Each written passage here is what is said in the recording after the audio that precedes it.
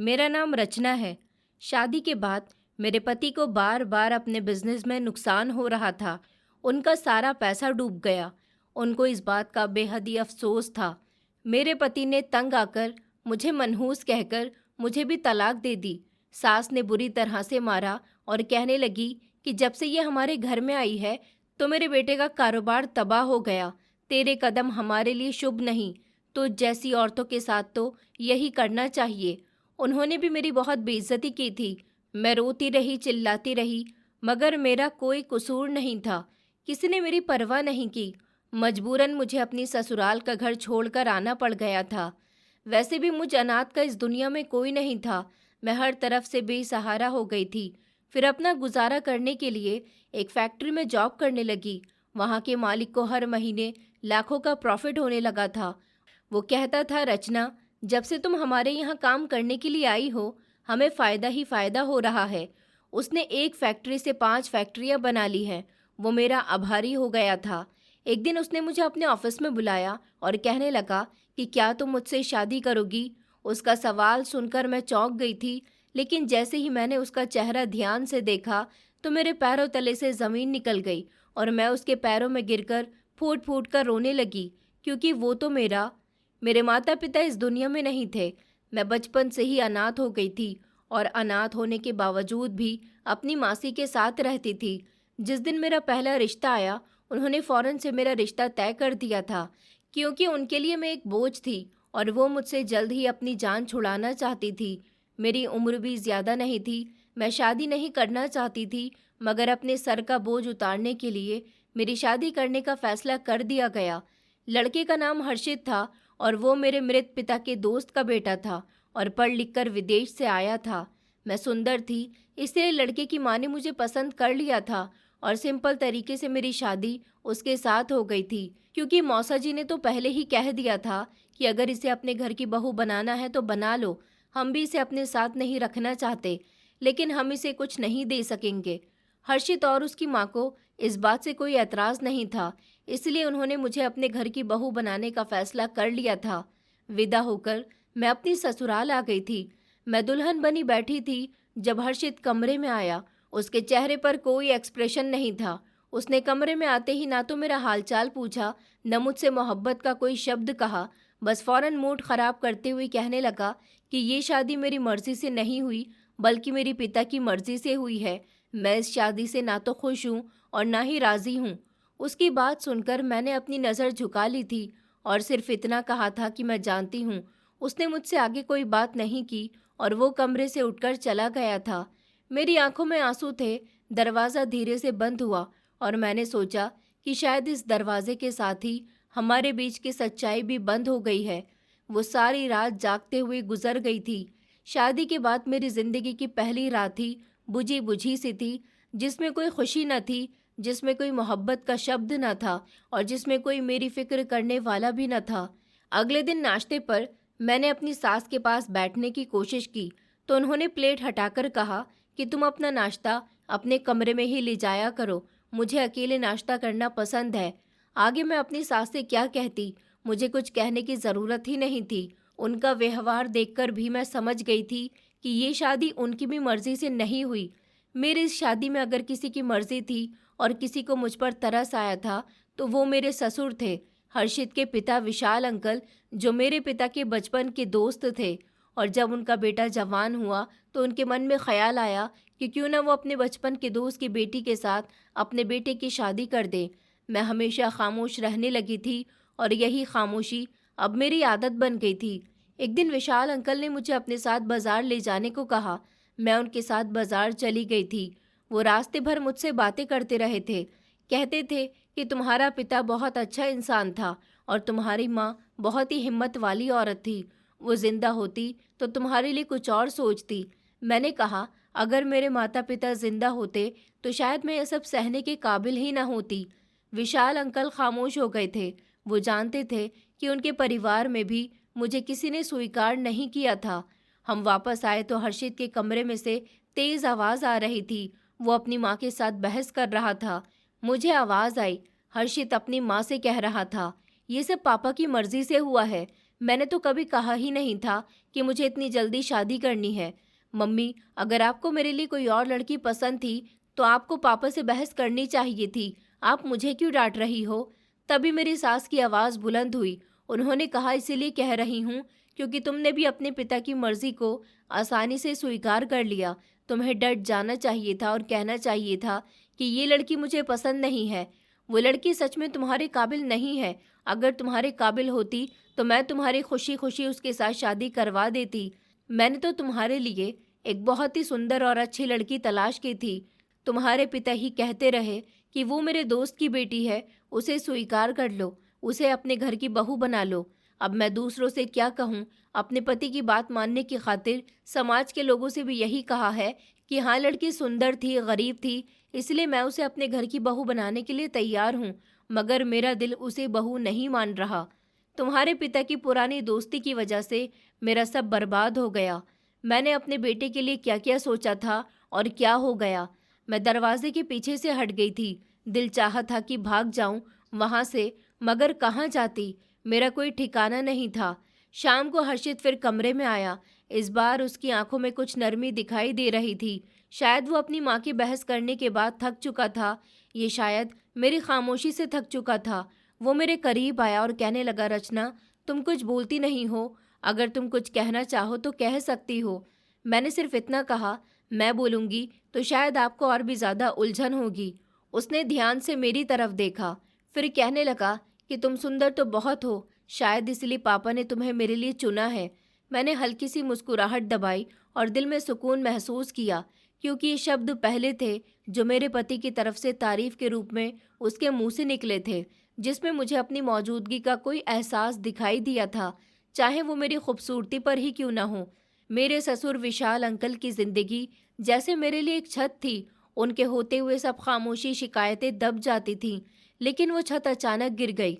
सुबह का समय था, जब मैं नाश्ता बना रही थी कि बाहर से मुझे शोर सुनाई दिया। दरवाज़ा खोल कर देखा तो नौकरानी भागती हुई आ रही थी। उसके मुंह से बस एक ही शब्द निकला था, मालिक को सांस नहीं आ रही। ये सुनकर जैसे सब कुछ रुक सा गया था। हर्षित और मेरी सास भागे थे। मैं उनके पीछे पीछे गई थी तो देखा कि विशाल अंकल सोफे पर गिरे हुए थे। उनका चेहरा सफ़ेद पड़ चुका था। उन्हें अस्पताल ले जाने की कोशिश की गई थी, लेकिन वो तो कब का इस दुनिया से जा चुके थे। डॉक्टरों ने उनका मामूली सा चेकअप किया, फिर बताया कि वो इस दुनिया को छोड़कर चले गए और हार्ट अटैक आने पर उनकी मौके पर ही मौत हो गई है। वो लम्हा ऐसा था जैसे घर से रोशनी का आखिरी चिराग बुझ गया हो। कुछ दिन के बाद जब शोक मनाने वाले लोग चले गए और फिर घर में सन्नाटा डूब गया था, तब अचानक मेरी सास की नज़र बदल गई थी, तेवर बदल गए थे और व्यवहार बदल गया था। पहले जो औरत मेरे ससुर के सामने सिर्फ मुझसे दूर रहती थी, वो अब मुझे तंग करने लगी थी। वो एक दिन मेरे कमरे के दरवाजे पर आई, दरवाज़ा ज़ोर से खोला और कहने लगी कि जब से ये मनहूस घर में आई है, कोई दिन चैन का नहीं देखा। उनकी बात सुनकर मैं कुछ नहीं बोल सकी थी, बस उनकी आंखों में अजीब सी वहशत थी, जैसे मैं कोई साया हूँ। हर्षित ने तो पहले से ही कुछ नहीं कहा था, वो खुद सदमे में जा चुका था, लेकिन फिर कारोबार में दिक्कत आने लगी थी, जिसकी वजह से वो बहुत ही परेशान रहने लगा था। ससुर जी के जाने के बाद हर्षित ही अकेले फैक्ट्री संभालने की कोशिश करता था, लेकिन हर दिन उसे कोई ना कोई दिक्कत आ जाती थी। कहीं कच्चे माल की किल्लत होती थी, तो कहीं मजदूरों की हड़ताल, तो कहीं ऑर्डर कैंसिल हो जाते थे।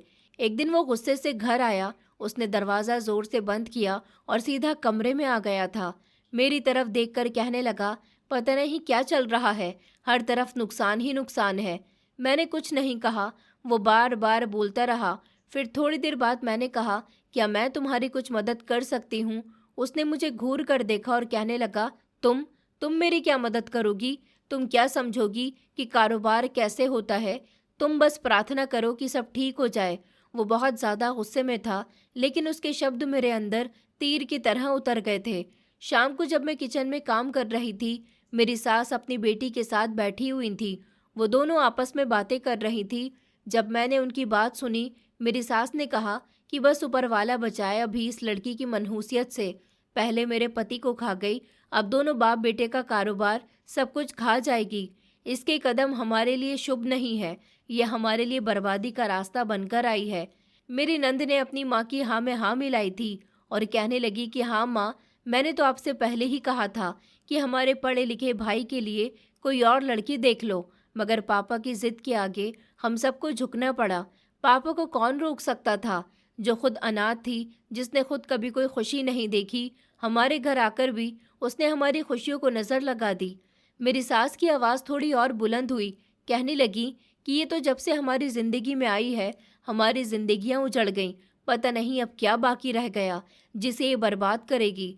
मेरी नंद कहने लगी, मम्मी मुझे तो अब भैया की फिक्र लगी रहती है। भैया का कारोबार धीरे धीरे नुकसान में जा रहा है। ऐसा ना हो कि कारोबार भी खत्म हो जाए और भैया। इतना कहकर वो खामोश हो गई। मेरी सास कहने लगी कि शुभ शुभ बोलो, मेरा पति तो इस दुनिया से चला गया। अब अगर बेटे को भी कुछ हो गया तो मैं किसके सहारे रहूंगी, मगर मैं इस लड़की को नहीं छोड़ूंगी। मैं दरवाजे पर खड़ी सब सुन रही थी, खुद पर कंट्रोल कर रही थी। मैं चुपचाप अपने आंसू साफ करके अपने कमरे में आ गई थी। हर्षित से कुछ कहने का फायदा नहीं था, क्योंकि उसके चेहरे पर भी अब शिकवे लिखे जा रहे थे। एक दिन हर्षित फैक्ट्री से घर लौटे तो उन्हें उनकी माँ ने रोक लिया और कहने लगी कि बेटा देखो, मैं तुम्हारी भलाई चाहती हूँ, इस लड़की से अलग हो जाओ, इसे निकाल दो हमारे घर से। ये लड़की तुम्हारे लिए अपने अशुभ कदम लेकर इस घर में आई है। घर की खुशियों के साथ साथ ये तुम्हें भी खा जाएगी। हर्षित ने गुस्से में हाथ झटका और कहने लगा, मम्मी प्लीज़, पापा की बात सब कुछ मेरे सर पर है, मुझे काम करने दो। बस मैं रोज़ रोज़ की बातें सुनकर तंग आ गया हूँ। ये सुनकर मेरी सास खामोश हो गई थी, लेकिन उनके चेहरे पर एक ऐसी खामोशी थी जो तूफान से आने से पहले की होती है। कुछ दिन के बाद जब मैंने खाने के टेबल पर चावल रखे तो मेरी सास ने प्लेट उलट दी और कहने लगी कि ये चावल है, इसमें तो नमक का नाम ही नहीं है। कुछ सीखा भी है या नहीं तूने अपनी जिंदगी में, या बस अपनी सुंदरता पर ही घमंड करती रही है। मेरा पति भी वहीं बैठा हुआ था। उसने एक नज़र मुझे देखा, लेकिन कुछ बोला नहीं था और पानी का गिलास उठाकर पीने लगा। घर का माहौल अब हर दिन और भी ज़्यादा बोझल होता जा रहा था। हर्षित की आंखों में अब वो नरमी नहीं रह गई थी जो पहले कभी कभार नजर आ जाती थी। मेरी सास का अंदाज पहले ही मेरे साथ बहुत सख्त था, लेकिन अब जैसे हर समय मौका तलाश करती थी कि मुझ पर गुस्से में कुछ भी उठाकर फेंक सके, कभी शब्दों में, कभी इल्ज़ाम में। मैं बस अपने कमरे की दीवारों को देखती रहती थी, जिन्होंने मेरे सारे आंसू खामोशी से देखे थे। मेरा पति दिन भर फैक्ट्री में रहता था, लेकिन शाम को आकर भी कोई बात नहीं करता था। मैं खाना बनाकर तैयार रख देती थी तो वो खा लेता, मगर बिना कुछ कहे। कभी कभी कुछ बोल देता था, जैसे नमक तेज़ है या तेल थोड़ा ज़्यादा है। एक शाम में किचन में थी कि हर्षित का मोबाइल टेबल पर पड़ा बजने लगा था। स्क्रीन पर एक अनजान नंबर था और साथ में एक लड़की का नाम भी आ रहा था, सुरभि। फ़ोन बार बार बजता रहा। मैंने सोचा कि शायद कोई ज़रूरी बात हो, इसलिए मैंने हिचकिचाते हुए फ़ोन उठा लिया था और कहा कि हेलो। सामने से नाजुक सी आवाज़ आई, हर्षित तुम आ क्यों नहीं रहे हो? मैं कब से तुम्हारा वेट कर रही हूँ। ये सुनकर जैसे मैं पत्थर की हो गई थी। सिर्फ इतना कहा कि आप कौन? दूसरी तरफ खामोशी छा गई थी और फिर कॉल कट गई। मैंने फ़ोन नीचे रखा ही था कि हर्षित कमरे में आ गए थे। उन्होंने मेरे हाथ में अपना मोबाइल देखा, फिर चेहरा बदला और कहने लगे कि तुमने मेरा फ़ोन क्यों छेड़ा? मैंने कहा कि कॉल आ रही थी, मैंने बस रिसीव कर ली थी। उसने ज़ोर से मेरा बाजू पकड़ा और कहने लगा कि तुम होती कौन हो मेरे फ़ोन पर बात करने वाली? मैंने कहा कि मैंने तो बस कॉल रिसीव की थी। उसने इतनी ज़ोर से मुझे धक्का दिया था कि मैं पीछे जाकर दीवार से लग गई थी। अगले लम्हे उसका हाथ मेरे चेहरे पर पड़ा था। उसने चिल्लाकर कहा कि अपनी हद में रहो रचना, मैं तुम्हें बर्दाश्त कर रहा हूँ, लेकिन ये हरकतें बिल्कुल भी बर्दाश्त नहीं करूँगा। मैं वहीं पर बैठ गई थी और रोने लगी थी, चेहरे पर हाथ रखकर। आंखों से आंसू लगातार बह रहे थे, मगर अब किसी के लिए कुछ कहना बाकी नहीं रहा था।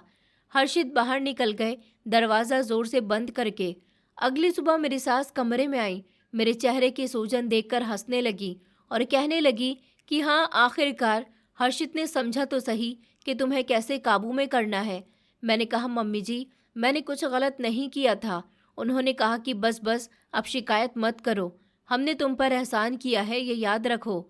मैं खामोश हो गई थी। अब किसी सफाई का कोई फ़ायदा नहीं था। उसी दिन जब मैं कपड़े धो रही थी, मेरी सास ने मेहमानों वाले कमरे में से मुझे आवाज़ लगाई और कहने लगी, रचना यहाँ आओ। मैं उनके पास चली गई तो वहाँ दो औरतें बैठी हुई थीं। शायद वो उनकी रिश्तेदार थीं। मेरी सास ने कहा कि ये है हमारी बहू रचना। शक्ल की अच्छी है, लेकिन बस नसीब का क्या करें, इसके घर में आते ही सब कुछ बर्बाद हो गया। एक औरत ने सर हिलाकर कहा कि इसका मतलब कि आपकी बहू के कदम आपके लिए शुभ नहीं है। जिस घड़ी में आई वही सब कुछ ले गई। मैं पलटकर वहां से आ गई थी। अब मेरे बारे में सबकी राय एक जैसी होती जा रही थी, खामोश, मनहूस और इल्ज़ाम के काबिल। रात को हर्षित आए, मैंने दरवाज़ा खोला। वो सीधा अंदर गए, जूते ज़ोर से ज़मीन पर फेंके। मैंने खाना लगाया। उन्होंने प्लेट को हाथ भी नहीं लगाया था। वो कहने लगे कि मुझे भूख नहीं है। मैंने कहा, कुछ तो खा लो, सुबह से आपने कुछ नहीं खाया होगा। उन्होंने चिल्लाकर कहा, रचना, तुम मेरी माँ नहीं हो, बार बार मुझे मत टोका करो। मैंने प्लेट वापस उठा ली, दरवाज़ा बंद किया और चुपचाप अंधेरे में जा बैठी थी। कुछ दिन के बाद हर्षित का दोस्त आया था एक फाइल देने के लिए। जाते हुए कहने लगा कि भाभी, हर्षित तो आजकल बहुत गुस्से में रहता है, रातों को भी बाहर रहता है, सब ठीक है ना? मैंने सिर्फ मुस्कुराकर सर हिला दिया और कहा कि हाँ, सब ठीक है। शायद वो समझ गया था कि कुछ भी ठीक नहीं है, मगर कुछ नहीं बोला। एक शाम जब मैं कपड़े तय कर रही थी, तब हर्षित फ़ोन पर किसी से ज़ोर ज़ोर से बात कर रहे थे। कहने लगे कि कितनी बार कहा है कि तुम रात को कॉल मत किया करो, घर में बहुत परेशानी होती है। हाँ ठीक है, कल मिलते हैं। जब उन्होंने फ़ोन बंद किया तो मैंने कुछ नहीं कहा, बस नज़र मिलाकर पूछा कौन थी। उन्होंने मुझे देखा और हंस दिए। कहने लगे, क्यों इन्वेस्टिगेशन शुरू कर दी तुमने? मैंने कहा, नहीं, बस पूछ रही हूँ। उन्होंने कहा, याद रखो, जब औरत पति की परछाइयाँ तक देखने लगे तो वो इज्जत खो देती है। इतना कहकर वो खामोश हो गए थे और मैं भी खामोश हो गई थी। मेरी सास का व्यवहार और भी सख्त तो होता गया। वो कभी कहती थी कि मेरे घर का सुकून बर्बाद कर दिया है तुमने, और कभी कहती थी कि हर्षित की हालत देखी है, तुम्हारी वजह से कितनी ख़राब हो गई। अब मैं सबके लिए सिर्फ एक वजूद थी जो हर दर्द का निशाना था, हर इल्ज़ाम की दीवार थी। जैसे जैसे दिन गुजरते गए, मेरी हैसियत इस घर में एक साया बनकर रह गई थी। न मेरा कोई हक था, न आवाज़ थी। मेरी सास के शब्द अब और भी ज़्यादा कड़वे नहीं रहे थे, बल्कि जहर भरे होते जा रहे थे। मेरी नंद जब भी घर आती थी तो उसकी बातों में वही ताने भरी नफरत होती थी जो मेरी सास से उसे विरासत में मिली हुई लगती थी। एक दिन मैं किचन में दाल में तड़का लगा रही थी कि मेरी नंद आकर दरवाजे से टेक लगाकर खड़ी हो गई। कहने लगी, भाभी, सुना है तुम रातों को जागती रहती हो, क्या कोई जाप करती हो या कोई जादू टोना? मैंने चौंक कर देखा। मैंने कहा, नहीं, बस मुझे नींद नहीं आती है। उसने कहा कि हाँ, नींद कैसे आएगी जब दिल में चालाकी हो तो मन कहाँ सोने देता है। उसकी आवाज़ में ताने भरा जहर टपक रहा था। मेरी सास भी वहाँ आ गई थी। कहने लगी कि हमने तो पहले ही कहा था कि ये लड़की सीधी नहीं है। हर्षित जब से इसके करीब हुआ है, सब कुछ उल्टा हो रहा है। घर का सुकून, कारोबार और तुम्हारे पिता की जान सब इसकी वजह से गई है। मैंने नज़र झुका ली। अब दिल में कोई भी रिएक्शन नहीं उभरता था, बस ये सब सुनकर खामोश हो जाना, यही मेरी आदत बन चुकी थी। उसी शाम हर्षित घर देर से आए थे। उनके चेहरे पर थकान के साथ झुंझलाहट भी थी। मैंने पानी दिया तो कहने लगे कि हर दिन एक नई मुसीबत। मजदूर हड़ताल पर चले गए हैं और ऊपर से कर्ज देने वाले फ़ोन पर फ़ोन कर रहे हैं। मैंने धीरे से कहा कि आप किसी से बात करो, किसी समझदार से एडवाइस ले लो। उसने घूर कर मुझे देखा और कहने लगा, तुम्हें कुछ पता नहीं, तुम्हारा काम है सिर्फ किचन संभालना, मुझे ज़्यादा ज्ञान मत दो। अगले दिन मेरी सास ने गले में काला धागा डाल दिया। मैंने पूछा, मम्मी जी, ये सब क्या है, सब ठीक तो है ना? उन्होंने अजीब नज़रों से मुझे देखा और कहने लगी कि तेरे असर से बचने के लिए नज़र का धागा है और तेरे काले साए से बचने के लिए भी। मेरी नंद हंसने लगी और कहने लगी कि मम्मी जी, इसे भी एक लोटा पानी देकर चुपके से घर से बाहर फेंक देना चाहिए, हो सकता है कि इसका जादू खत्म हो जाए। ये सुनकर तो मेरी सांस ही रुक गई थी। अब जादूगरनी कहना उनका रोज़ का रूटीन बन गया था। मुझे लगता था कि वो किसी दिन सच में मुझे किसी बाबा के पास ले जाएंगी। एक दिन जब मुझे मासी का फ़ोन आया तो दिल को थोड़ी तसल्ली मिली थी। उनकी आवाज़ अभी भी मोहब्बत से भरी हुई थी। उन्होंने कहा, रचना बेटी, कैसी हो? मैं खुद पर कंट्रोल न कर सकी और सिर्फ इतना कहा कि मासी, कुछ भी अच्छा नहीं है। उन्होंने कहा, मैं आऊँ? मैंने कहा कि नहीं, बस आपकी आवाज़ ही काफ़ी है। शायद यही मेरी गलती थी। अगले ही दिन मौसा जी का फ़ोन आया। उन्होंने कहा कि आइंदा अपनी मासी से बात मत करना, अपनी ज़िंदगी में सुखी रहो, मेरे घर में दोबारा पलटकर देखने की कोशिश मत करो। अब मासी से मेरा कांटेक्ट हमेशा के लिए ख़त्म हो गया था। मेरा बीता हुआ समय भी मुझसे छीन लिया गया था। अब मेरे दिन खामोशी में गुजरते थे। एक दिन मैंने सुना कि मेरी सास एक औरत से बातें कर रही थी। कह रही थी कि कल बाबा जी हमारे घर आ रहे हैं, वो इस लड़की पर अपना जादू करेंगे। देखते हैं कहाँ से कर रही है ये सब कुछ। बाबा जी घर आए, खामोशी से बैठे और मुझे उनके सामने लाकर बिठा दिया गया था। उन्होंने कुछ मंत्र पढ़े और मेरे माथे पर फूंक मारी। फिर कहने लगे, ये लड़की बहुत भारी है, इसकी कुंडली में गहरा दोष है। मेरी सास ने फौरन कहा कि हमने तो पहले ही कहा था कि ये मनहूस है। मैंने कुछ नहीं कहा। अब तो बाबा की बात भी मेरे खिलाफ दलील बन गई थी। कभी कभी हर्षित का फ़ोन बजता था और वो बाहर चले जाते थे। मैं पूछती थी कि कहाँ जा रहे हो, तो वो टाल देते थे। कहते थे कि कुछ काम है, तुम्हें क्या फ़र्क पड़ता है मैं कहीं भी जाऊँ।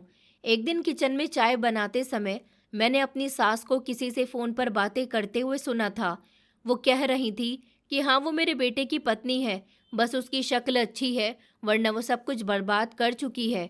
मेरा बेटा भी उससे बहुत तंग आ चुका है, देखना कुछ दिनों में उसे छोड़ देगा। उनकी बात सुनकर मुझे अपनी पहचान पर शक हुआ था, लेकिन मैं जानती थी कि इन बातों में सच्चाई छुपी हुई थी। हर्षित की लापरवाही, मेरी सास की जहरीली जुबान और मासी से अधूरी बात जैसे एक सिलसिले की कड़ियाँ थीं। अब कोई दिन ऐसा नहीं गुजरता था जब मेरे दिल को न ठेस पहुंचाई जाती हो। कभी खाने में नमक, कभी कपड़े टाइम पर नहीं धुले, हर बात पर इल्ज़ाम, और उन इल्ज़ाम के साथ मेरा दिल जैसे अंदर ही अंदर पिघल रहा था। मैं अब जिंदा थी, लेकिन किसी और के ताने सहने के लिए, किसी और की मायूसी का बोझ उठाने के लिए। मुझे यकीन था कि यह अंधेरा अब और गहरा होने वाला है, क्योंकि इस घर में मेरे पति की ज़िंदगी में अब मेरे लिए सिर्फ तन्हाई रह गई थी और इल्ज़ाम। सुबह का समय था, मैं किचन में आटा गूंद रही थी कि मेरी सास ने ज़ोर से बर्तन टेबल पर मारा और कहने लगी कि ये कैसी सब्जी बनाई है, नमक तक का होश नहीं है इस लड़की को कि कितना डालना है और कितना नहीं। दिन ब दिन काम में लापरवाही बढ़ती जा रही है इसकी।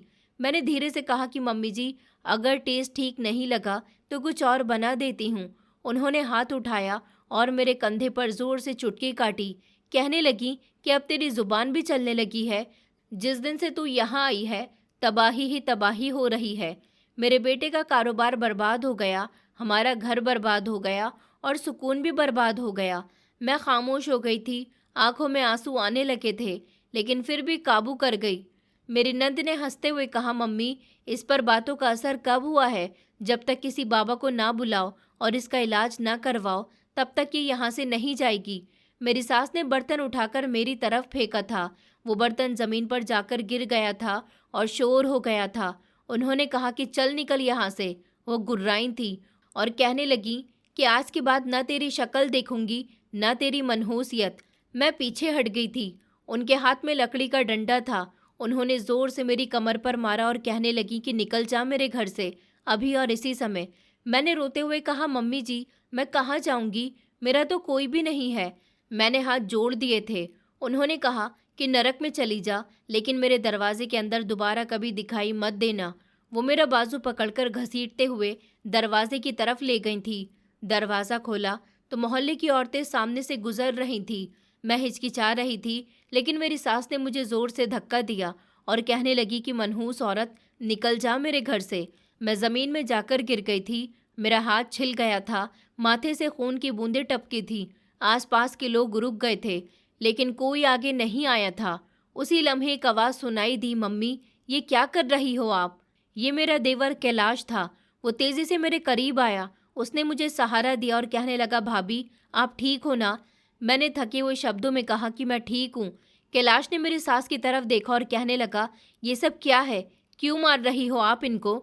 आपने इनको गली में धकेल दिया, मोहल्ले के लोग देख रहे हैं। मेरी सास जोर से चिल्लाई और कहने लगी, तू हट जा मेरे रास्ते से कैलाश। इस लड़की ने सब कुछ बर्बाद कर दिया, तेरे भाई को खा गई, अब हमारे घर को भी बर्बाद कर रही है। कैलाश ने मेरे माथे से खून साफ किया और कहने लगा, मम्मी, कुछ तो शर्म करो, सब कुछ बर्बाद है तो आपके व्यवहार की वजह से। इसमें भाभी की कोई गलती नहीं है, ये तो खामोशी से सब कुछ बर्दाश्त करती रहती हैं। मेरी सास कहने लगी कि हाँ हाँ, इसने अब तुझ पर भी जादू कर दिया।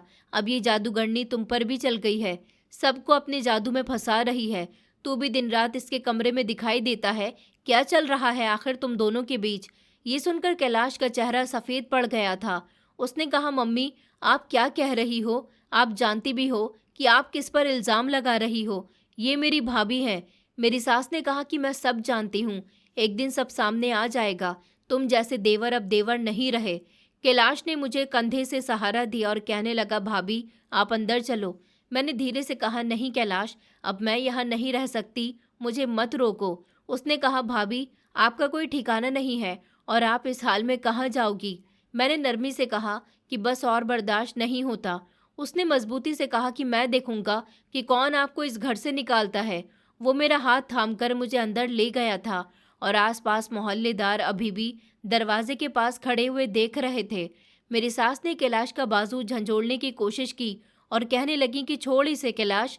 कैलाश ने गुस्से से कहा कि अब कुछ नहीं कहेंगी आप, मैं भी अपने पिता की जायदाद का हिस्सेदार हूँ और ये घर मेरा भी है और मेरे पिता का है। अगर इस घर में किसी को हक है तो भाभी को भी है। मेरी सास गुस्से से खामोश हो गई थी। मैं अंदर जाकर वहीं बैठ गई थी जहाँ कभी मेरी जगह हुआ करती थी। मेरा दिल जैसे रुक सा गया था। मेरी नंद ने खामोशी से मोबाइल में कोई मैसेज किया, ज़रूर मेरे पति को ही किया होगा। कुछ देर के बाद हर्षित घर आए और सीधा मेरे पास आए, कहने लगे कि ये सब क्या हो रहा है। कैलाश ने उनको सब कुछ बताया तो वो खामोशी से सब सुनते रहे। फिर कैलाश अपनी माँ की तरफ मुड़कर कहने लगा, मम्मी आपने तो सच में भाभी पर हाथ उठाया, गली में उनको धक्का दिया। आप ऐसा कैसे कर सकती हो? मेरी सास ने कहा कि हाँ, क्योंकि ये सब कुछ बर्बाद कर रही है और अब तो तेरे भैया को भी इसने अपने काबू में कर लिया है। हर्षित ने एक नज़र मुझ पर डाली। मैं खामोश बैठी रही। मेरा चेहरा सूजा हुआ था, आंखें लाल थीं। हर्षित कुछ लम्हे खामोश रहा, फिर धीरे से बोला कि ये सब बहुत गलत हो रहा है। कैलाश ने कहा कि अभी भी समय है भैया, खुद देख लो कि कौन आपके खिलाफ है और कौन आपके साथ है। हर्षित ने नज़रें चुरा ली थी। मेरी सास ऊंची आवाज़ में कहने लगी कि बस करो तुम दोनों ने इस लड़की की तरफदारी में आकर मेरी ज़ुबान बंद कर दी है। मैं धीरे से उठी और कहने लगी कि मैं अब यहाँ नहीं रह सकती। कैलाश ने मेरी तरफ देखा और कहने लगा कि भाभी अब आप अकेली नहीं हो, मैं देखूंगा कि आपको इस घर से कौन निकालता है। उस दिन में मेरा सब कुछ बदल गया था। अब घर में खामोशी नहीं थी, बल्कि भरोसे की दीवार खड़ी हो चुकी थी, जिसके दोनों तरफ अब रिश्ते खामोश खड़े थे। घर की हवा में अब पूरी तरह से जहर मिल चुका था। कैलाश का मेरे हक में बोलने के बाद मेरी सास की आंखों में सिर्फ मकसद बाकी रह गया था, मुझे इस घर से निकालना हर कीमत पर। और अब वो कोई और तरीका नहीं बल्कि इल्ज़ाम का सबसे गंदा हथियार इस्तेमाल करने वाली थी। दोपहर को कैलाश बाहर से आया। उसके हाथ में कुछ कपड़े थे जो मुझे धोबी को देने थे। वो सीधा मेरे कमरे में आ गया जहां मैं अपने कमरे की सफाई कर रही थी। कहने लगा कि भाभी कपड़े धोबी को दे देना शाम तक। वो रखकर पलटा ही था कि दरवाजे पर मेरी सास खड़ी थी। उनकी आंखें लाल थीं और चेहरे पर वही झटकता हुआ ताना था। उन्होंने कहा कि वाह, दिन दहाड़े कमरे में छुपकर मिल रहे हो तुम दोनों। अब तो तुम्हें घर के लोगों का भी लिहाज खत्म हो चुका है। कैलाश चौंक गया, कहने लगा, मम्मी आप ये क्या कह रही हो? मैं तो भाभी को बस कपड़े देने के लिए आया था। मेरी सास की आवाज़ तेज हो चुकी थी। उन्होंने कहा कि अच्छा, कपड़े बंद दरवाजे के पीछे दिए जा रहे हैं। मैं सब समझती हूँ, बहुत दिनों से देख रही हूँ तुम दोनों की नज़रों को। तुम हर समय इसी के कमरे में क्यों आते हो? मैं खामोश खड़ी थी। मैंने कहा, मम्मी जी आप हम पर गलत आरोप लगा रही हो। वो चीखी और बोली कि चुप, अब तुम मुंह मत खोलो बदचलन औरत, मेरे दोनों बेटों को खराब कर दिया तूने। कैलाश ने आगे बढ़कर कहा कि मम्मी कुछ तो शर्म करो, आप हद पार कर रही हो। मेरी सास ने कहा, बता किस रिश्ते से बार बार इसके कमरे में आता है तू? देवर है या कुछ और? ये सुनकर कैलाश का चेहरा सख्त हो गया था।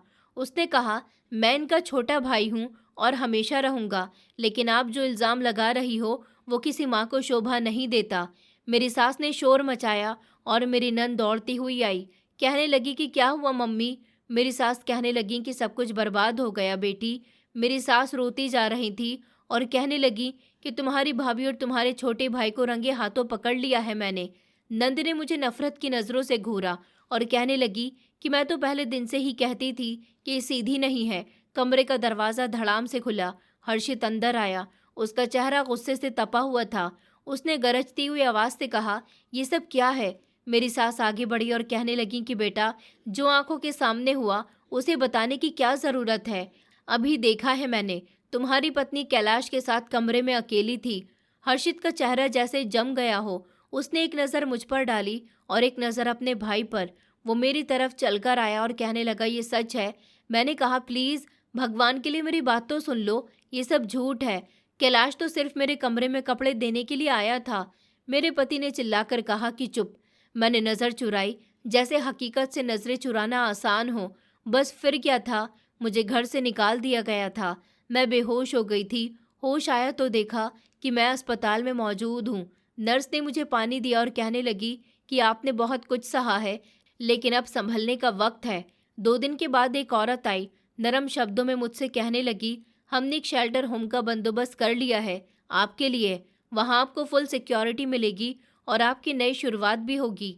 मैं खामोश रही। अब फैसला मेरी मर्जी से नहीं, हालात के मुताबिक हो रहा था। शेल्टर होम का दरवाज़ा धीरे से खुला, फिर खामोश रास्ते, दीवारों पर कुछ अधूरे सपने की तस्वीर, और कमरे में मुझे एक बेड दिया गया था। साथ वाले बेड पर बैठी हुई एक औरत ने मुस्कुराकर कहा, यहाँ नई आई हो, क्या नाम है तुम्हारा? मैंने धीरे से कहा कि रचना। वो कहने लगी कि मैं पल्लवी हूँ। यह सबका बीता हुआ समय बहुत उलझा हुआ है, लेकिन एक बात याद रखना, यहाँ कोई किसी को मनहूस नहीं कहता। रात मैंने चुपचाप छत को देखते हुए गुजार दी थी। नींद तो काफ़ी लंबे समय से मेरी दुश्मन रही थी। अगली सुबह शालिनी मैडम, जो शेल्टर होम के इंचार्ज थी, मेरे पास आईं और कहने लगी कि रचना, अगर तुम चाहो तो यहाँ कोई काम कर सकती हो। हमने फैक्ट्रियों से बात की है, मेहनत करोगी तो अपने पैरों पर खड़ी हो सकोगी। मैंने पहली बार खुद से पूछा था, क्या मैं फिर से कुछ बन सकती हूँ? जवाब में खामोशी मिली थी, लेकिन एक हल्की सी रजामंदी थी। 2 दिन के बाद मुझे एक तौलिए की फैक्ट्री में ले जाया गया।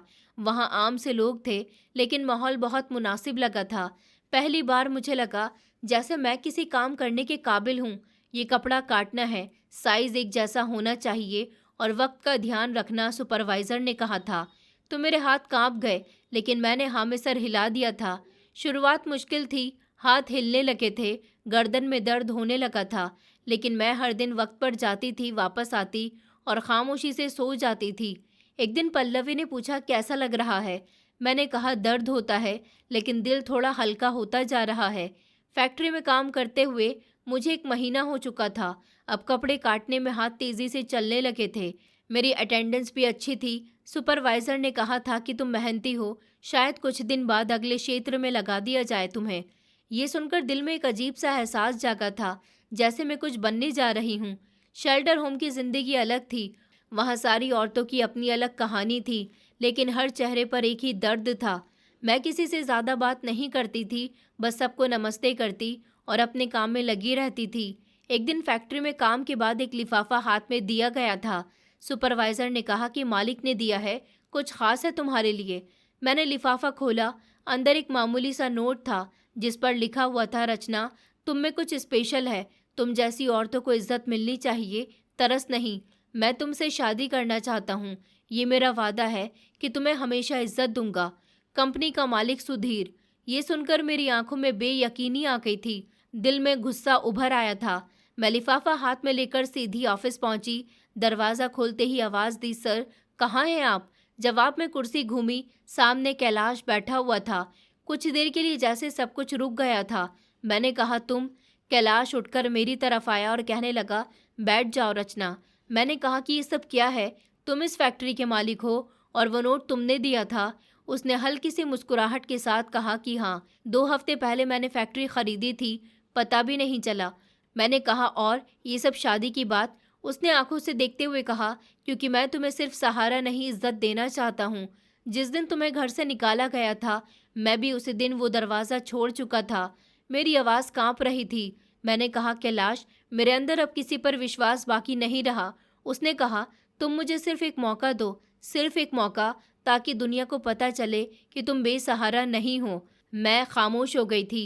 शायद अंदर कहीं कोई दरवाज़ा हल्का सा खुल गया था, लेकिन विश्वास करना अभी भी बाकी था।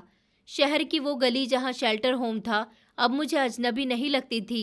हर सुबह वही रास्ता, वही फैक्ट्री का गेट, और अंदर दाखिल होते ही मशीनों की गड़गड़ाहट, सब कुछ रोज का रूटीन पर था। उस दिन जब गेट पर एक नया बोर्ड लगा हुआ देखा तो दिल धक से रह गया था।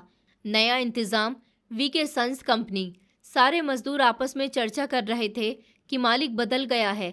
पता नहीं, पर सुना है कि नया मालिक बहुत सख्त है। उसने पिछली बार कई लोगों को निकाल दिया था। मैं खामोशी से कटिंग रूम की तरफ बढ़ गई थी, मशीन पर हाथ रखते हुए दिल में वही सवाल था, क्या मेरी जगह भी खतरे में है। कुछ देर के बाद सुपरवाइजर अंदर आया, हाथ में एक लिफाफा था। मेरे करीब आकर कहने लगा कि रचना, ये तुम्हारे लिए है, मालिक की तरफ से। मैंने झिझकते हुए लिफाफा लिया। सबकी नज़रें मेरी तरफ थी। मैं उसे फौरन खोलने की हिम्मत न कर सकी थी। कुछ देर के बाद पिछले कमरे में गई और दरवाज़ा बंद करके लिफाफा खोला। एक मामूली सा नोट था, लेकिन शब्दों ने जैसे सांसें रोक ली थीं। रचना, मैं तुम्हें सिर्फ काम की जगह नहीं, जिंदगी में इज्जत देना चाहता हूँ, शादी के रूप में।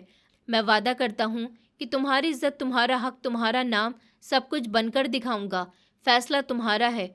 कुछ लम्हे में वो कागज़ हाथ में लेकर खामोश खड़ी रही थी। दिमाग में सिर्फ शोर था, कौन है ये, क्यों मजाक किया जा रहा है, क्या ये भी एक नया खेल है। मैंने कागज़ मुट्ठी में दबा लिया था, दरवाज़ा खोला और सीधा ऑफिस की तरफ चल दी थी। रास्ते में कई लोगों ने मेरी तरफ देखा। शायद मेरे चेहरे की सख्ती बढ़ने लगी थी। ऑफिस के बाहर पहुंचकर दरवाज़ा खोला और टेबल, सोफ़ा, फाइल और कुर्सी पर बैठा वो इंसान जिसे देखकर मेरे होश उड़ गए थे, कैलाश। वो उठा जिसके चेहरे पर सुकून था, हल्की सी मुस्कुराहट थी। कहने लगा, बैठो रचना। मैंने कहा, ये सब क्या है, तुमने ये फैक्ट्री खरीदी है? उसने कहा कि हाँ। मैंने कहा, और ये लेटर? उसने कहा, ये बात मैंने लिखी है। मैंने आगे बढ़कर लिफाफा उसकी तरफ फेंक दिया था और कहा कि तुम्हें लगा कि ये सब कुछ ठीक है और इतना आसान है। कैलाश ने लिफाफा उठाया और एक गहरी सांस ली। कहने लगा कि रचना, मैं जानता हूँ तुम्हारी ज़िंदगी में धोखे बहुत आए हैं और मैं कोई दावा नहीं करता ताकि मैं सब कुछ बेहतर कर सकता हूँ, लेकिन मैं चाहता हूँ कि तुम ये जान लो कि तुम अकेली नहीं हो। मैंने कहा, तुम जानते हो लोग क्या कहेंगे? उसने कहा, लोग तो हमेशा से ही कुछ न कुछ कहते हैं, लेकिन इज्जत सिर्फ वही दे सकता है जो खुद इज्जतदार हो, और मैं चाहता हूँ कि मैं तुम्हें वो इज्जत दूँ जो तुमसे छीन ली गई थी। मैं कुर्सी पर बैठ गई थी। दिल का बोझ बहुत भारी था, जुबान पर सवाल बहुत सारे थे। मैंने कहा, तुम्हें आइडिया भी है कि मैं क्या कुछ सुन चुकी हूँ? मेरे किरदार पर शक किया गया था, तुम्हारे साथ मेरा नाम जोड़ा गया था, और अब तुम खुद ये सब करके दुनिया का मुंह बंद करवाना चाहते हो। कैलाश ने कहा कि नहीं, मैं तुम्हें अपना नाम देकर दुनिया को दिखाना चाहता हूँ कि तुम पवित्र हो और सबसे बढ़कर तुम काबिल हो। मैंने नज़र चुरा ली थी। सामने दीवार पर एक कैलेंडर लगा हुआ था और वो हवा से हिल रहा था। मैंने कहा, फैसला फौरन नहीं कर सकती। कैलाश ने कहा, तुम्हें वक्त लेने की ज़रूरत नहीं है रचना, ये ज़िंदगी है। इनकार या इकरार से ज़्यादा ज़रूरी तुम्हारा अपना आप है। अगर तुम ये समझो कि तुम्हें मेरा साथ चाहिए तो मैं ये दरवाज़ा हमेशा खुला रखूँगा। मैं धीरे से उठी, दरवाजे की तरफ बढ़ी, हाथ दरवाजे के हैंडल पर रखा, फिर पीछे मुड़ी और कहा कि कैलाश, तुम सच में समझते हो मेरी ज़िंदगी किसी इज्जत के काबिल है? उसने पलटकर कहा कि तुम्हारी खामोशी, तुम्हारा सब्र, तुम्हारे ज़ख्म, ये सब तुम्हारी असली इज्जत है, और मैं बस एक साथी बनना चाहता हूँ, रखवाला नहीं। मैं कुछ बोल नहीं सकी थी, बस दरवाज़ा खोला और बाहर आ गई थी। सूरज अभी भी वैसे ही चमक रहा था जैसे कुछ बदला ही न हो, लेकिन मेरे दिल में कोई खामोश सी हलचल थी। शायद ये नई जिंदगी की दहलीज थी, शायद अभी कुछ फैसला बाकी था। फैक्ट्री के ऑफिस से निकलते हुए मेरे कदम खुद ब खुद रुक गए थे। एक लम्हे को दिल चाहा कि भाग जाऊं, कहीं बहुत दूर, जहां कोई पहचान न हो, जहां कोई सवाल न करे कि तुम कौन हो, कहाँ से आई हो और क्यों हर दरवाजे से धकेल दी गई हो। लेकिन मैं भाग नहीं सकी थी। वो शब्द जो कैलाश ने कहे थे मेरे कानों में गूंज रहे थे कि मैं तुम्हें इज्जत देना चाहता हूँ, तुम्हारा रखवाला नहीं बनना चाहता। अगला दिन रोज की तरह गुजरा था। मैं हर रोज फैक्ट्री जाती थी, मशीनों के शोर में अपना दिमाग खो देती थी, लेकिन हर बार जब मालिक का कमरा सामने आता था तो नज़रें खुद ब खुद झुक जाती थी। सुपरवाइजर ने एक दिन आकर कहा कि रचना, तुम्हें सर ने बुलाया है। दिल जैसे फिर से गले में आ गया था।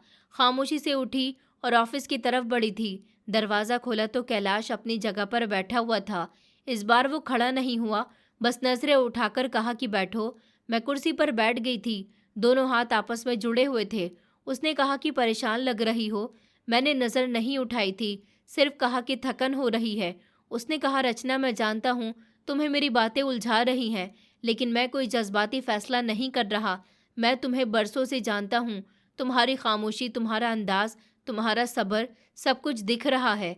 मैंने हल्की आवाज़ में कहा कि कैलाश, ये सब बहुत जल्दी है। उसने कहा कि नहीं, ये देर से है। वो दिन याद है जब तुम्हें घर से निकाला गया था। मैंने माँ से झगड़ा किया था, भैया से थप्पड़ खाया था, लेकिन तुम्हें जाने दिया था। तब भी चाहा था कि कुछ कर सकूं, लेकिन तुमने कहा था कि मत रोको। मुझे तुम्हारी वजह से ये सब कुछ हुआ है। वो शब्द आज भी मेरे सीने में चुभते हैं। मैं खामोश रही। लम्हे भर को नजरें उसकी आंखों में डाल दी, जहाँ कोई रिक्वेस्ट नहीं थी, सिर्फ यकीन था। उसने कहा कि तुम्हें पता है, मैं यहाँ से अमेरिका वापस जा सकता था। मेरे पास सब कुछ था, लेकिन मैं वो सब छोड़ आया था, बस ये साबित करने के लिए कि तुम बेसहारा नहीं हो। मैंने सवाल किया कि दुनिया को क्या लगेगा कैलाश? वो जो पहले ही इल्ज़ाम लगा चुके हैं, अब उनके सारे इल्ज़ाम सच साबित हो जाएंगे। कैलाश की आवाज़ में थोड़ी सी सख्ती आई। उसने कहा, दुनिया को कुछ ना कुछ तो कहना ही है, लेकिन अगर हम अपनी ज़िंदगी लोगों की ज़ुबान से चलाएंगे तो सुकून कभी नहीं आएगा।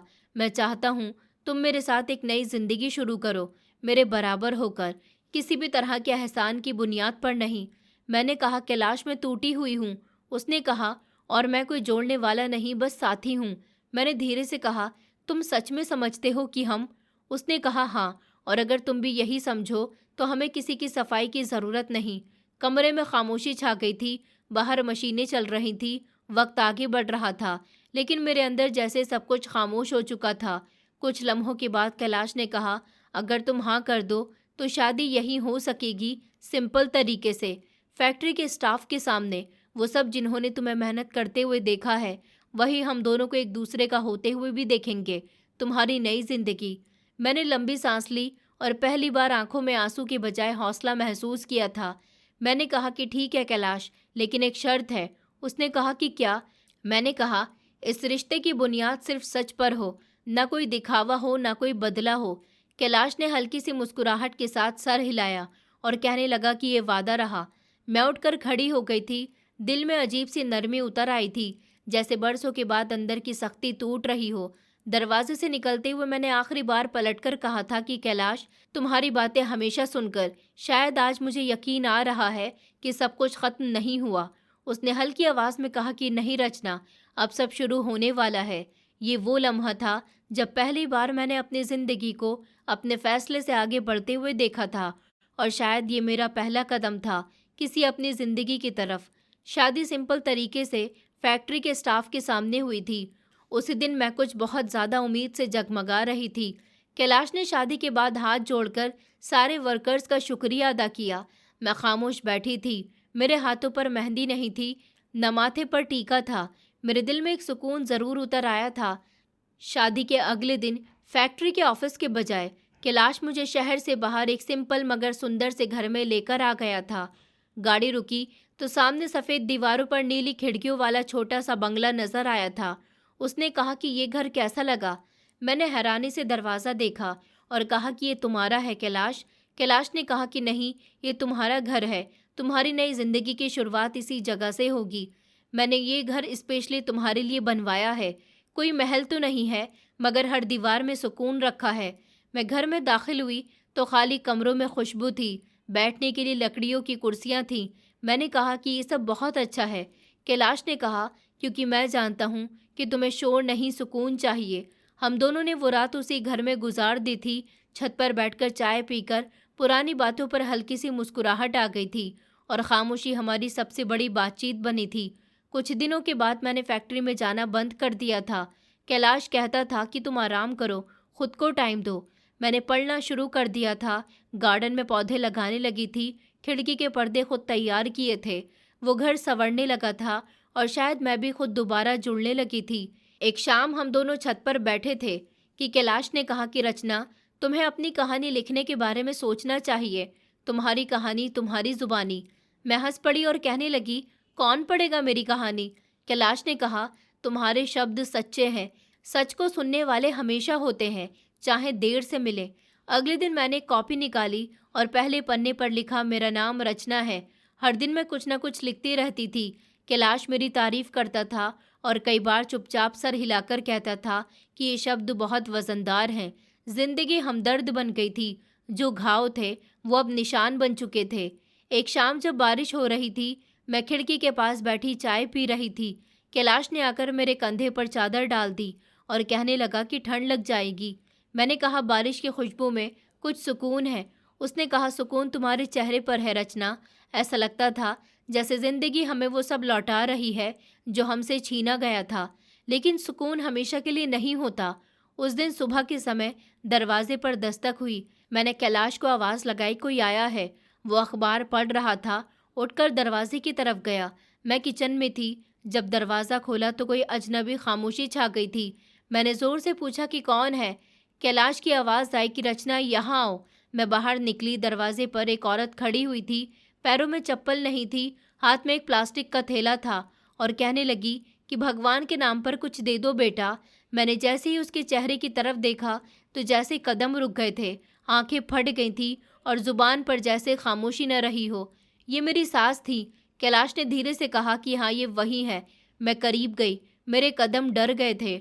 उसने मुझे देखकर पहचानने की कोशिश की, फिर थोड़ी देर में चौंक कर बोली, रचना तुम। मैं खामोश खड़ी रही थी। उसके चेहरे पर बिखरे हुए बाल थे, आंखों में भूख थी। उन्होंने कहा कि बेटी मुझे माफ़ कर दो, मैंने तुम्हारे साथ बहुत बुरा किया। आज मेरे पास कुछ भी नहीं बचा और हर्षित जेल में है। जिस लड़की के साथ हर्षित का चक्कर चल रहा था वो उसे फ्रॉड करके फरार हो गई। कैलाश ने कुछ कहने की कोशिश की लेकिन मैंने हाथ उठाकर उनको रोक दिया। उनकी आंखों में देखते हुए मैंने कहा कि आपको अंदर आने की इजाज़त है, अगर दिल से माफ़ी मांगे तो। उन्होंने कदम पीछे किया और कहने लगी कि मैं बहुत बड़ी गुनाहगार हूँ बेटी, मुझे कुछ नहीं चाहिए, बस माफ़ी दे दो। कैलाश ने दरवाज़ा खोला और कहा कि मम्मी अंदर आइए। जो कुछ आपने खो दिया वो आपकी सज़ा थी, लेकिन रचना आपको माफ़ कर चुकी है। मैंने अपनी चादर उतारकर उनके ऊपर डाली और कहा कि ये ओढ़ लीजिए, ठंड लग जाएगी। उनकी आंखों से आंसू थम नहीं रहे थे और मैं जानती थी कि यही वो लम्हा था जब हमने उन जख्मों को बंद कर दिया था जो बरसों से चले आ रहे थे। दरवाजे के सामने आज वो औरत खड़ी थी जो कभी मेरी सास कहलाई जाती थी, जिसकी आवाज़ मेरे सपनों में गूंजती थी और जिसके शब्द मेरे अंदर बरसों तक कांटे बनकर चुभते रहे थे।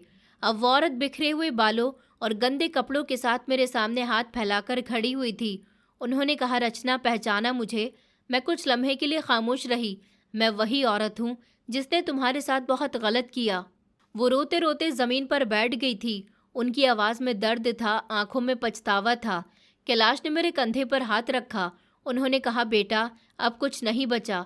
हर्षित जेल में है। वो लड़की जिसके लिए मैंने तुम्हें निकाला था उसने हमें लूट लिया। दरअसल मुझे पता था कि हर्षित का किसी लड़की के साथ अफेयर है और मैं चाहती थी कि वो लड़की मेरी बहू बनकर इस घर में आ जाए और तुम्हें निकाल दिया जाए। मगर अब मुझे अपनी गलती पर बेहद पछतावा है। मेरे पीछे अब कोई भी नहीं है। जिस बेटी को हमेशा बेटी मानती थी उसके घर गई तो उसके पति ने भी घर से निकाल दिया। मैं कई दिनों से सड़क पर घूम रही हूँ। आज तुम्हारी गली का पता मिला तो हिम्मत की। मेरे सामने वो औरत बैठी हुई थी जो कभी मेरे लिए इज्जत छीनने वाली थी, आज खुद इज्जत मांगने के लिए आई थी। मैंने खामोशी से कहा कि आपको याद है जब आपने मुझे दरवाजे से धक्का दिया था, तब बारिश हो रही थी। वो खामोश रही, शायद उन्हें याद था। मैंने कहा, आपने कहा था कि मैं मनहूस हूँ, मैं सब कुछ खा गई हूँ। आज क्या बचा है आपके पास? कुछ भी नहीं। उन्होंने कहा, रचना बस दिल में एक बोझ है।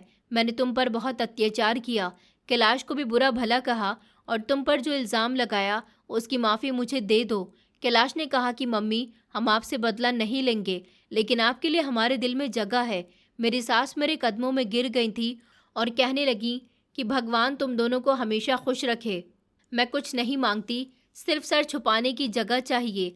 कैलाश ने उनका हाथ थाम लिया था और कहा, आज हम आपको पनाह देने वाले लोग हैं जिन्हें आपने अपने घर से बेदखल किया था। याद रखो मम्मी, इज्जत वही देते हैं जिनके दिल में नफरत की जगह खाली हो। हमने उन्हें सहारा देकर अंदर बिठाया था। मैंने उनको पानी दिया। कैलाश ने गर्म कपड़े निकाले। रात को कैलाश लॉन में मेरे साथ बैठे तो कहने लगे कि मम्मी वक्त की मारी है रचना, जिन्होंने तुम्हें तोड़ दिया था आज वो खुद बिखर चुकी हैं। मेरे पहले पति ने मुझे जब घर से निकाला था तभी मुझे तलाक दे दी थी और अब वो जेल में रहकर अपने कर्मों की सज़ा भुगत रहा है। उसे अकल आ गई है। वो अकल से ज़्यादा शर्मिंदगी की सज़ा काट रहा है। हर्षित का घमंड, उनकी बेवफाई, सब उन पर लौट आया है। 2 दिन के बाद मेरी सास को बुखार हो गया। मैंने दवाई दी, उनकी सेवा की। वो बार बार यही कहती थी कि तुम मनहूस नहीं थी रचना, हम खुद बदकिस्मत थे जो तुम्हें समझ न सके। मैंने सिर्फ इतना कहा कि बस अब सुकून से रहिए, बीते हुए समय को भूल जाइए। कैलाश रात को सब्जी लेकर आए थे और मेरी सास ने कैलाश से कहा कि बेटा, मैंने तुमसे बहुत बुरा व्यवहार किया, तुम्हारे किरदार पर शक किया, तुम पर इल्ज़ाम लगाए, फिर भी तुमने मेरा साथ नहीं छोड़ा। कैलाश ने कहा मम्मी, जो रिश्ते खून से नहीं बने वो गलतियों से ख़त्म नहीं होते, सिर्फ वक्त ले लेते हैं। कैलाश मेरी सास का सौतेला बेटा था, तभी तो उन्होंने उस पर आसानी से इल्ज़ाम लगा दिया था और अपने सगे बेटे की गलतियों को हमेशा सराहती रही। हम सब ने मिलकर रात को एक साथ बैठकर खाना खाया था। वो औरत जो कभी मुझे हाथ लगाने से भी मना करती थी, मेरे साथ खाना खाने से भी इनकार किया करती थी, आज मेरे हाथ की बनी हुई चाय पी रही थी। मैं जानती थी कि माफ़ी से बीते हुए समय के ज़ख्म नहीं मिट सकते, लेकिन नई ज़िंदगी की शुरुआत ज़रूर हो सकती है। कुछ हफ्ते के बाद कैलाश ने कहा कि रचना, मैं चाहता हूँ तुम अपना वो टॉपिक पूरा करो जो तुमने लिखना शुरू किया था। वो तुम्हारी कहानी नहीं, हर उस औरत की आवाज़ है जो सच के साथ जीना चाहती है। मैंने सर हिला दिया था और कहा कि इस कहानी का टॉपिक मैंने सोच लिया है। कैलाश ने पूछा कि क्या? मैंने कहा, इज्जत वाले इज्जत देते हैं। हम दोनों मुस्कुरा दिए थे। उसी शाम मैंने पहला पन्ना दोबारा खोला और नीचे लिखा, ये उन सबके नाम जो टूटने के बाद जुड़ने का हौसला रखते हैं और उनके लिए जो समझते हैं कि ताकत सिर्फ मारने में होती है। दरवाजे पर लगी जंग भारी घंटी अब खामोश थी। घर में अब कोई शोर नहीं था, सिर्फ वो सुकून था जिसका वादा कैलाश ने शादी के समय किया था। अब हमने सबको माफ़ कर दिया था और शायद खुद भी इज्जत देने वाले हमेशा इज्जतदार हो जाते हैं और सच्चाई वक्त के साथ खुद को साबित कर देती है। नफ़रत समय के हिसाब से ताकत देता है, लेकिन माफ़ी हमेशा दिल जीत लेती है। दोस्तों, उम्मीद करती हूँ आपको हमारी कहानी पसंद आई होगी। कहानी पसंद आई है तो वीडियो को लाइक करें, चैनल पर नए हैं तो चैनल को सब्सक्राइब करें और हाँ, नोटिफिकेशन बेल को ज़रूर दबाएं ताकि अगली अपडेट सबसे पहले आपको मिले।